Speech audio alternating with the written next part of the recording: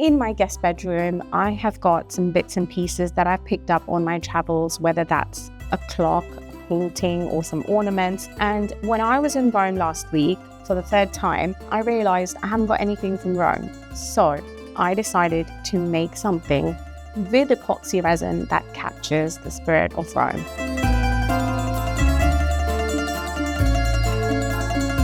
When I saw this mold on Etsy, I just had to use this. It is a mold of the Pantheon. It is this gorgeous, beautiful structure in the middle of Rome. And when I think of Rome, I think of architecture and history. And this building has everything. I mean, the gorgeous dome of a ceiling and then that beam of light that comes through leading up to the sky. I absolutely love this. And so I'm mixing up my Jade Action Official's Decor resin. I'm going to link it in the description below.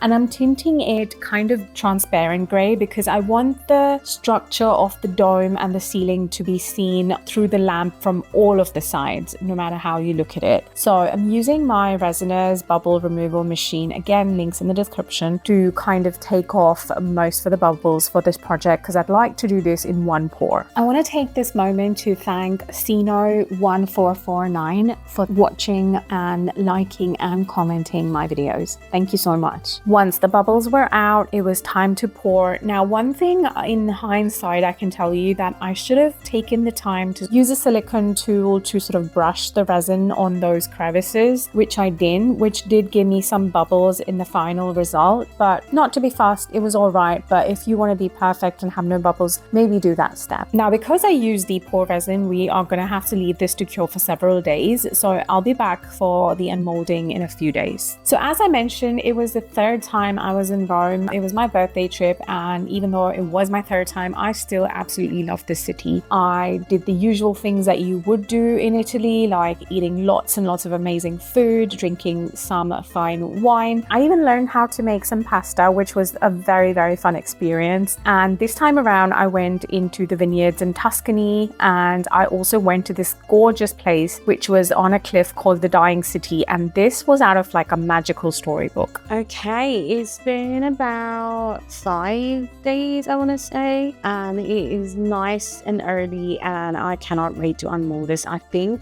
we're good. I know I used Decor, but I think we're good. So I'm going to try and pull this away. Seems like it's cured to me. I'm still trying to go really slow. I'm going to use some alcohol on the sides.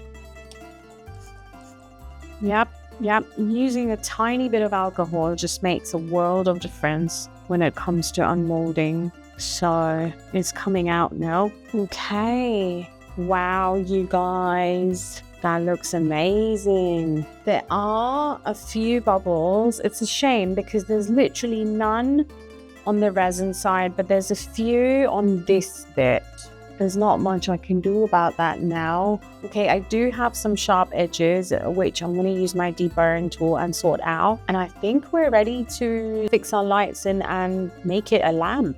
While I deburr, let me tell you about how I'm going to turn this into a lamp. My brother recently got a 3D printer, you would have seen from one of my previous videos. And since then, I have been bugging him to print me stuff for my art. And this is another project where he's going to print out a base for me that's going to fit in exactly into the base of this lamp. I did give him measurements of the mold. I hope I gave him the right measurements. So we'll see how this goes. Also, Sky wants you to like, comment, and sub.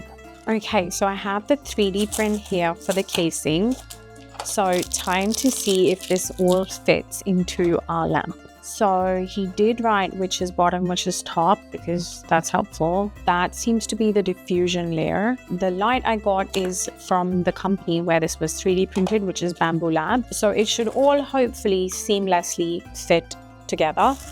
So let's see if it works. This is the light, and if I take this diffusion layer off, he's printed me a little like casing for the light to fit in there. So I'm guessing I take that through this, and I can fix it with the double-sided tape or with screws, but I'm just going to check if it fits first. Perfect. That's actually nice and snug. It proper slots in. So I might just leave it like that. I'm not going to fix it just yet. And then that way, if I need to change the light for whatever reason, I can do that quite easily. So putting the diffusion layer back on. My brother is obviously suffering with OCD because he felt the need to close this, which I think it looks fine, but time to check if our lamp fits. Okay, it fits, but it's a little too big.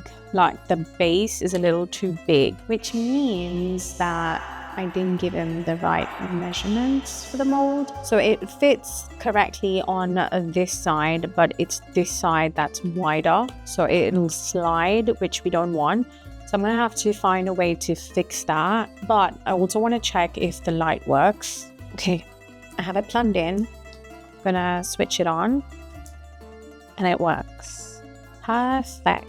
So I decided to go ahead and use some UV resin to fix the lamp to the base, and it just seemed like a quicker and easier option. So that's what I'm doing, using my lamps and just making sure that it's nice and adhered to the base. And then once the base is stuck in, I'm going to use some of my black UV resin that came in this kit of glitter UV resin. Again, the UV resins, the lamp, all of it are going to be in the description with my discount codes below. And I'm just going to go around with this black UV resin around the gap that I have from the casing and the mold. And I feel like that way it will kind of cover the white layer of diffusion that you can still see through. And it'll just kind of make the whole thing look seamless. Once all of that is cured, I am going to go ahead and mix some 4-hour epoxy resin and have a thin layer go in between the base and the base plate to kind of stick them together. So essentially I'm just using resin as glue here. And once